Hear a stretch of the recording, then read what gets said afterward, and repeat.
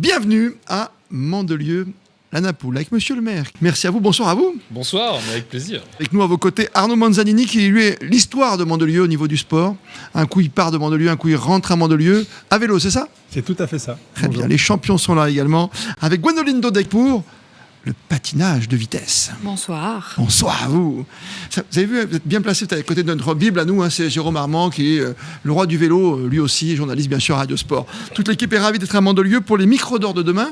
Vous avez pu voir un peu les journalistes, c'est les journalistes en herbe pour l'instant. Vous avez donné un petit mot d'encouragement, vous avez poussé un peu à ce qu'ils réussissent leur examen, leur bac blanc ici. Ah, je leur ai mis la pression.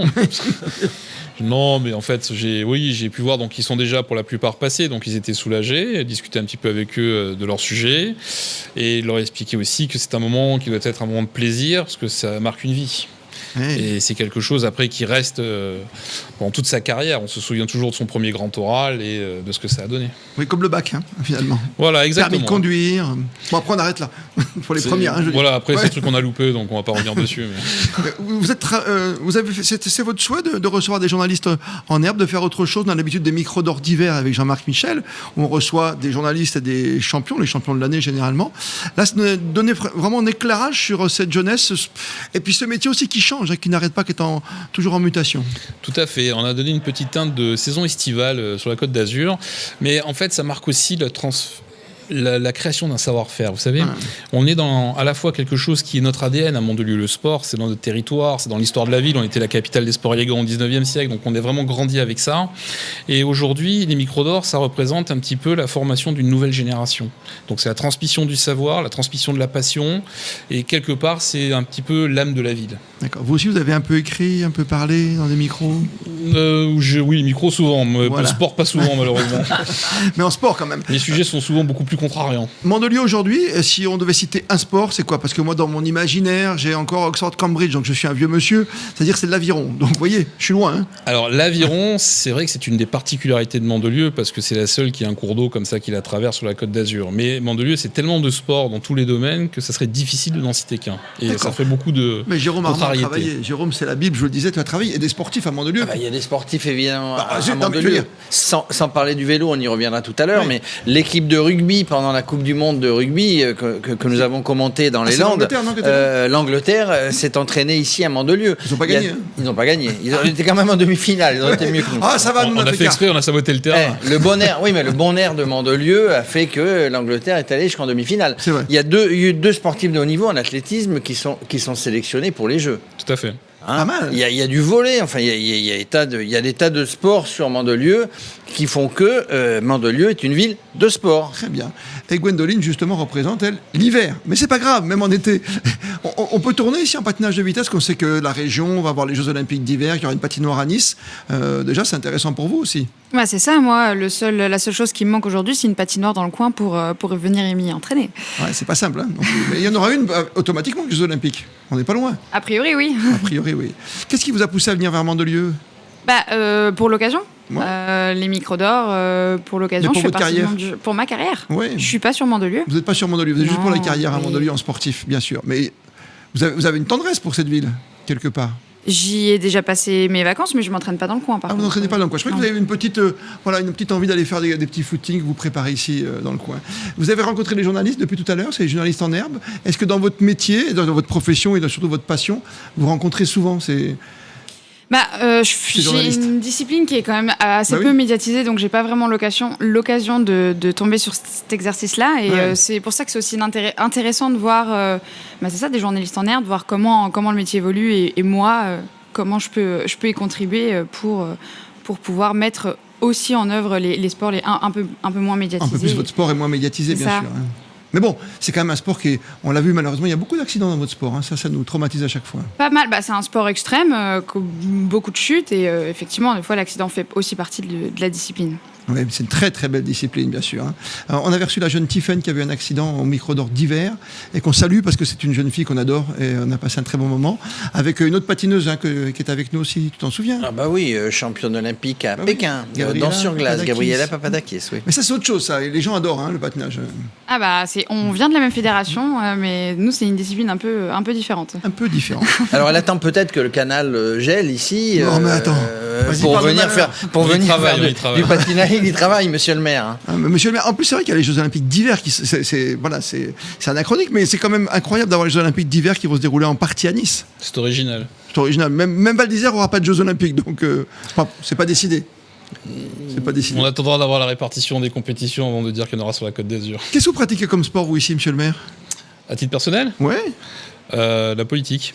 Ah non. Je ne vais pas vous embêter avec ça. J'ai pratiqué jadis des sports individuels, que ce soit le karaté, le rugby, en collectif, beaucoup de sports nautiques et du ski alpin, mais ce fut il y a quelques années. C'est quand même pas mal comme région ici. Hein.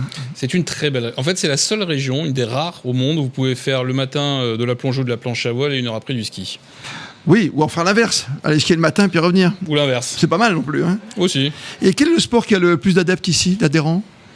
C'est une question piège ? Non, c'est pas. En fait, il y a beaucoup de clubs qui ont des niveaux d'adhérents assez. Vous voyez, quand vous regardez les clubs de foot, qui sont naturellement, par définition, des clubs avec beaucoup de licenciés, mais vous prenez après des sports nautiques, la gymnastique, on en parlait encore tout à l'heure. On a aussi un club qui a littéralement explosé, c'est la marche aquatique. Peu connu, mais très physique. D'accord. Et donc aujourd'hui, même la voile a beaucoup de succès. La marche aquatique, donc on fait un bâton comme dans la randonnée, puis on marche au bord de l'eau ? Exactement, c'est de la randonnée en mer. D'accord, attention, petit Ça paraît simple, c'est très physique. Je peux dire que l'équipe de rugby qui a essayé l'a senti passer. Déjà de courir sur du sable ou courir avec un petit peu d'eau, c'est déjà compliqué. À vos côtés, on le disait, le vélo, avec Arnaud Manzanini, qui est bien connu ici dans la région. Pourquoi ? Pourquoi ? Parce qu'il y a 7-8 ans, j'ai eu une idée qui est de faire traverser la France à des cyclistes sans étape. Voilà.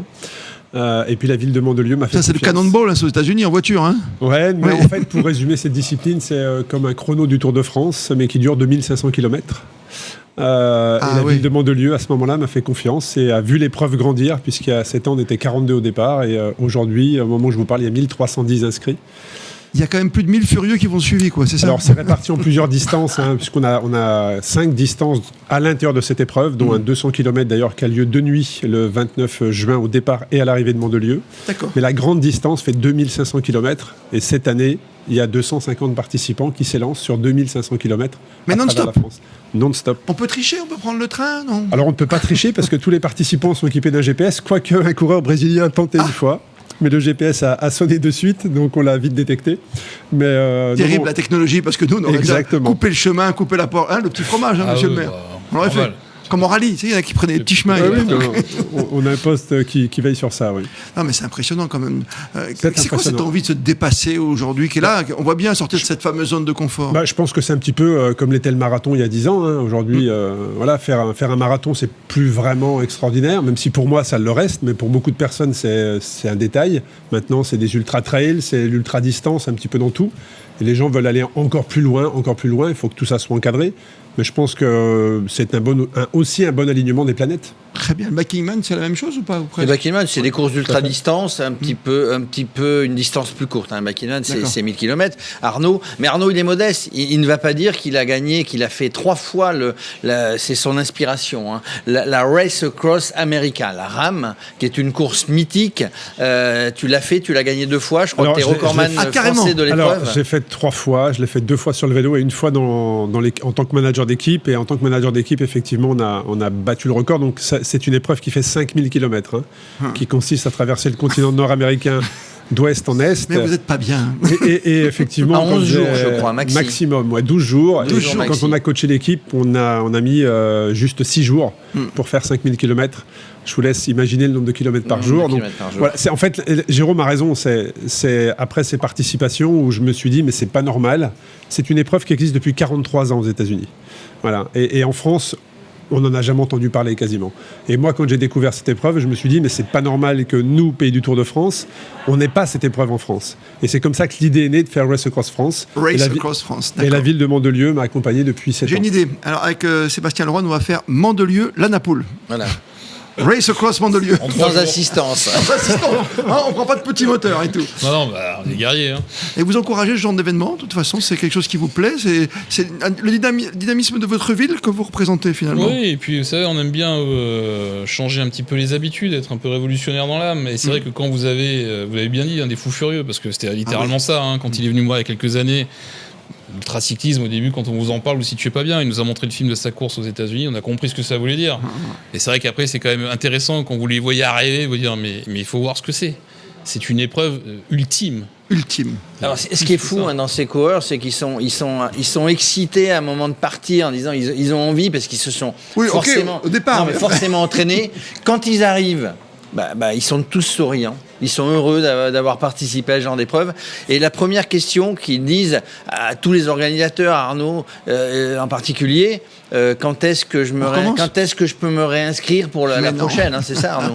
C'est ça, en fait, l'ultra distance. Et je pense que quels que soient les sports, pas propres au cyclisme, mais également dans tout autre sport qui est d'ultra, c'est le fait que ça devienne un petit peu addict et qu'on a envie d'aller toucher cette zone de flow qu'on peut aussi peut-être connaître dans le short track. Mais il y a un moment donné où on sent plus l'effort, on sent plus on est un petit peu dans l'évitation quelque part. Il y a beaucoup d'introspection et cet état-là fait qu'on a envie de retrouver, on a envie de revenir. Donc effectivement, la première chose quand ils franchissent la ligne, c'est souvent c'était dur, et ça on le savait. On y retourne. Et derrière c'est merci quand est-ce qu'on revient. Donc c'est le fait, c'est addictif je pense. Ouais. Il y a de la longue distance chez vous, Gwendoline, ça existe? Nous notre effort le plus long il dure 2 minutes 30, donc on n'est pas du tout sur les mêmes efforts. Le système de flow il doit arriver beaucoup plus vite. Il n'y a pas une grande course comme ça, je crois au Canada ou ailleurs, où on est sur des lacs, où on patine pendant des heures et des heures? Ouais, c'est du vrai patinage, c'est pas ça, du short track. Les Pays-Bas ça se fait aussi beaucoup. Oui.